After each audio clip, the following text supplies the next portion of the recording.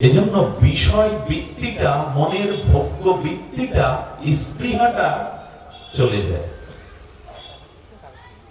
এখন এই বিষয় এবং মন এই দুটি একত্রিত হয়ে গেছে। আর আমাদের ভগবত প্রাপ্তির, প্রেম প্রাপ্তির, ভক্তি প্রাপ্তির উপায় কি জানেন?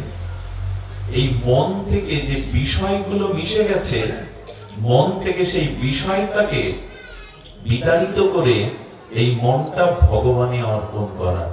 এটা মুখের কথা নয়। একটা ছোট মেমোরিতে আপনি দিল্লি, কলকাতা কত তীর্থ এগুলো তুললেন, ওগুলো আপনি টিভিতে ইচ্ছা মতো আবার দেখতে পারেন। যদি একটা মেমোরিতে এত কিছু তোলা থাকে, আমার কোটি কোটি বার জন্ম হয়েছে, সেই জন্মে আমি যেমন যেমন কর্ম করেছি, সেই সংস্কার জন্মের সাথে সাথে আমার মনের মধ্যে রয়ে গেছে। তারা